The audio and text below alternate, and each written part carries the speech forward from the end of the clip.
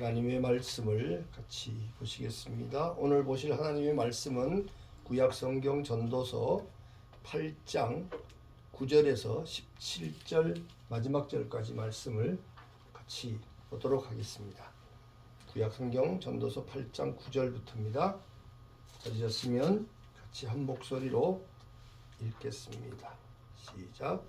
내가 이런 것들을 다 보고 마음을 다하여 해 아래서 행하는 모든 일을 살핀즉 사람이 사람을 주장하여 해롭게 하는 때가 있으며 내가 본즉 악인은 장사 지낸 바 되어 무덤에 들어갔고 선을 행한 자는 거룩한 곳에서 떠나 성읍 사람의 잊어버린 바 되었으니 이것도 헛되도다.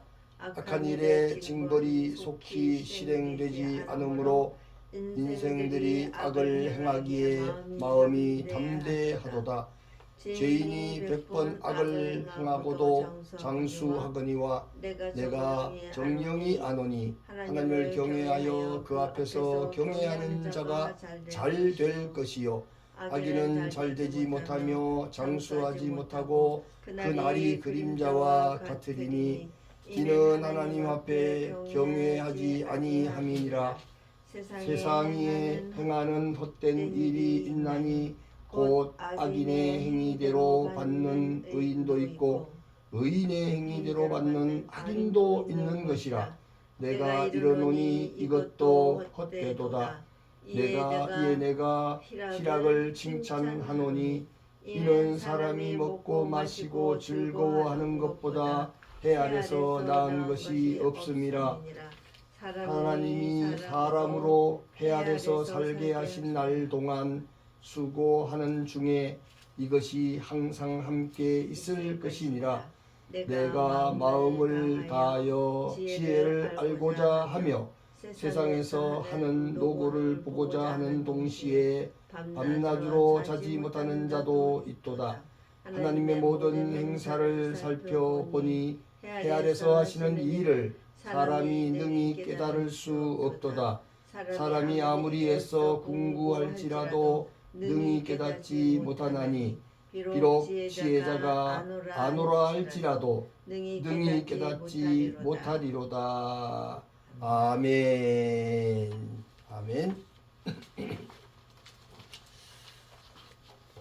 오늘 이 말씀은 전도서 8장 9절에서 17절까지에 있는 말씀입니다. 전도서는 영원한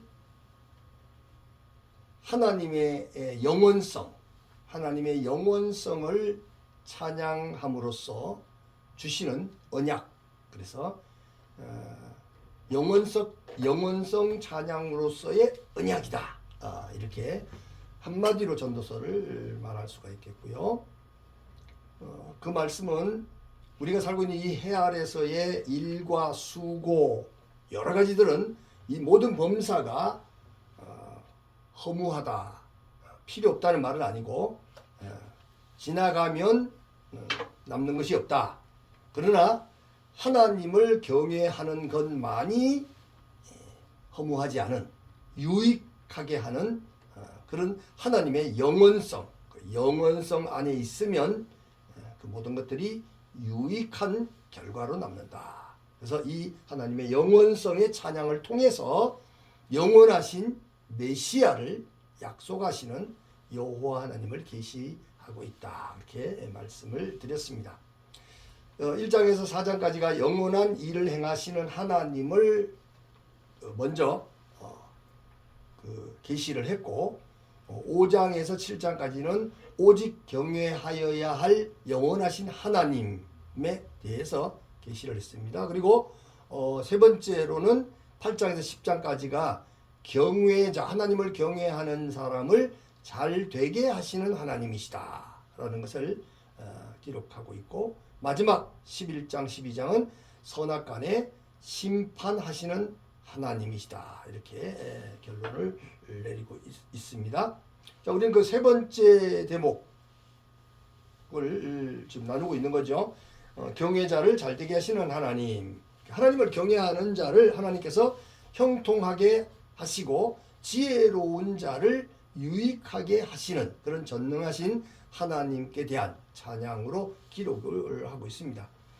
전반부에서 이제 8장 1절부터 9장 12절까지 전반부에서 보면 경외하는 자의 형통에 관해서 기록을 하고 있는데, 우리가 지난주에 보았던 말씀은 함부로 나대지 마라, 함부로 나대지 마라 라는 제목으로 말씀을 나눴죠. 8장 1절에서 8절까지가 하나님께 맹세한 왕의 명령을 수행하는 자는 화를 모른다 라는 말씀을 함으로써 그 말씀을 통해서 우리가 그렇게 함부로 우리가 나대면 안 된다. 만왕의 왕이신 하나님, 전능하신 하나님, 영원하신 하나님이 우리의 아버지시고 우리의 창조주시라는 것을 우리가 알고 믿게 될 때에 우리는 나댄다는 말이 자기 주관대로, 자기 고집대로, 자기 생각대로, 자기 의지대로 무엇을 하는 것을 의미하는 것이죠. 하나님의 그 주관대로, 하나님의 뜻대로, 하나님의 의지대로 하는 것을 우리가 잘 순종하며 만왕의 왕이신 하나님을 따르는 것이 참 믿음이다 라는 그런 말씀입니다. 오늘 기록된 이제 9장 9절에서부터 보면 9절에서 13절까지는 선악인이 일반이지만 하나님을 경외하는 자는 잘 된다 라는 것을 말씀하시고, 14절 15절에는 선악인의 응보가 헷갈리는 서로가 다른 그런 결과가 나오기도 하는데, 그러나 항상 있는 희락을 칭찬하고 있습니다. 그리고 16절 17절은 하나님의 모든 행사를 지혜로도 알 수가 없다. 여기서 말하는 지혜는 이 세상의 경험적인 지혜, 세상에서 말하는 그런 인간적인 지혜로는 하나님의 모든 행사를 이해하기가 어렵다라는 것을 말씀하고 있죠. 자, 오늘의 말씀은 모르는 것을 알게 되는 지혜라. 세상의 지혜로는 하나님을 알 수 없지만 모르는 것을 알게 되는 지혜, 이 지혜는 세상에서 경험되어져서 나오는 것이 아니고 연구되어져서 나오는 것이 아닙니다. 머리가 좋고 공부를 잘하고 의지력이 있고 실력이 있어서 나오는 것이 아닌 이 모르는 것을 알게 되는 지혜, 이거는 바로 영원한 지혜죠. 하늘로부터 내려오는 지혜고 선물로 주어지는 지혜다라는 사실을 우리가 오늘 말씀을 통해서 살펴보도록 하겠습니다. 첫 번째로 성경 창세기부터 요한계시록까지의 기록은 역사의 시대의 흐름 속에서 기록되어 있기에 마치 하나님의 구원 언약 계시가 시대별로 점점 발전해서 부족한 것이 완성된 것으로 생각하기가 쉽습니다. 이게 이제 신학이라는 신학의 연구에서 보면 점진적 발전, 계시의 점진적 발전 이런 말을 많이 하게 되죠. 그러나 성경은 처음부터 끝까지 창세기부터 계시록까지 동일한 하나님의 구원 언약의 계시를 통합적으로 이미 한 통으로 증거하고 있습니다. 제한된 헤벨, 잠깐이라고 하는 이 헤벨의 존재가 올람이라고 하는 영원한 구원 언약을 자신의 관점으로만 볼 수 있기 때문입니다. 창세기 안에 요한계시록이 다 스며들어 있습니다. 요한계시록의 시간이 창세기의 시간을 결코 앞서지 못합니다. 전도서는 바로 헤벨, 잠깐의 인생에게 올람이라는 영원의 문을 열어주고 있는 줄 믿습니다. 두 번째로 하나님께서 창조하신 해 아래의 세계는 하나님의 창조 질서의 체계인 징조와 계절과 날과 해를 이루게 하셨다고 창세기 1장 14절에 기록을 하셨죠. 이 땅에서 소위 기적이라는 해 위의 징조들도 하나님의 목적에 따라서 나타나지만 보편적으로 보편적으로 하나님께서 이 땅의 자연 질서를 따라 다스리십니다. 지혜의 기본 질서는 하나님의 창조 질서의 법에 따라서 세워진다는 것이죠. 하나님께서 다스리시는 창조 질서의 기본 원리는 이 땅에서 여호와 하나님께서 사랑과 공의와 정의를 행하시는 것이고, 이것을 아는 것이 지혜의 길이라고 예레미야 9장 24절에 기록을 하고 있습니다. 간단히 말하면 하나님의 법에 순종하면 복을 받고 하나님의 말씀에 불순종하면 저주를 받는다는 것이 율법이나 잠언에 계시가 된 지혜의 기본 공식입니다. 그렇다면 전도서는 이것과 다른 지혜의 공식을 말하고 있다는 말일까요? 그러나 결코 다르지 않습니다. 기적이 자연 법칙을 파괴하지 않는 것처럼 전도서의 지혜 원리도 결코 지혜의 기본 공식을 파괴하지 않는다는 것입니다. 단지 제한된 헤벨, 잠깐의 눈으로 영원한 올람의 하나님의 온전한 지혜를 바라볼 수가 있을까요? 바라볼 수가 없다는 겁니다. 인간의 눈, 세상의 지식을 가지고 어떻게 올람의 하나님, 영원한 하나님의 온전한 지혜를 제대로 볼 수가 있겠습니까? 전도자는 해 아래에서 행하시는 일을 자세히 살펴봤다라고 9절에 기록하고 있습니다. 그런데 헤벨, 잠깐의 눈으로 보니 악을 행한 자도 잊어버린 바 되고, 그래서 그럭저럭 잘 살고 죽어서 장사되어 있고, 10절에 그리고 악한 일에 대한 징벌이 늦어짐으로 인생들이 악을 행하기에 담대하다고 한탄하고 있습니다. 11절에서 더욱이 전도자가 배우고 듣던 지혜의 기본대로 하나님을 경외하고 두려워하는 자들이 형통하리라는 것을 알고 있는데 왜 악을 100번이나 행한 자들이 장수하고 있는 것인가 라고 12절에 말하고 있습니다. 악인은 하나님을 경외하지 아니하므로 잘되지 못하며 장수하지 못한다고 수없이 배우고 증거했거늘 율법에서 계시한 지혜의 공식이 잘못됐다는 말인가 라고 13절에 되묻습니다.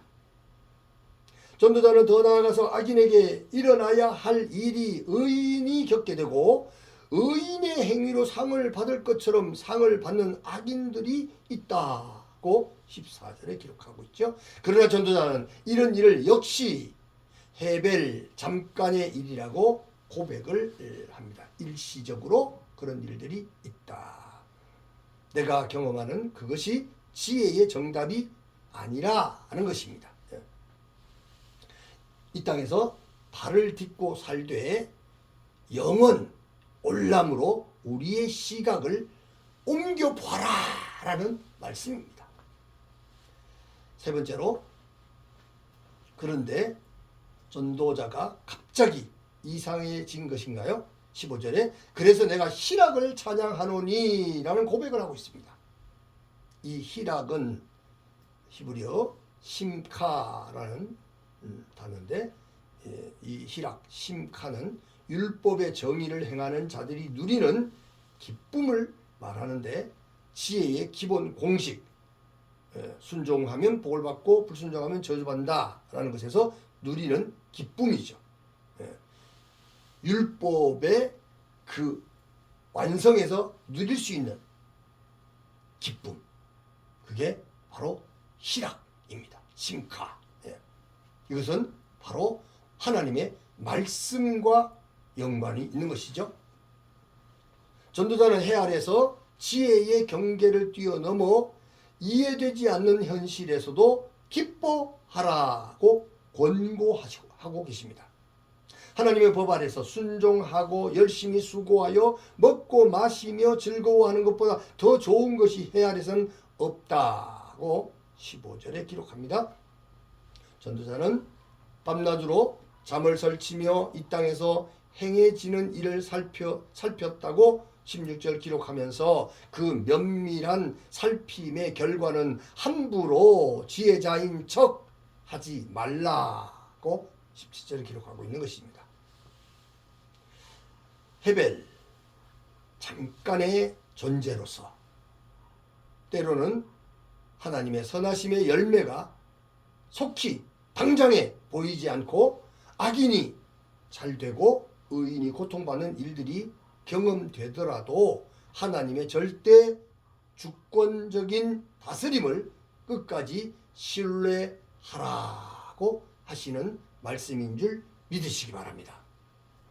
의를 심었는데 고통이 오고 악인들은 악을 심었는데 장수하고 잘되는 경우라도 헤벨, 잠깐 눈에 보이는 것이 전부가 아님을 알아야 한다고 가르치고 있습니다.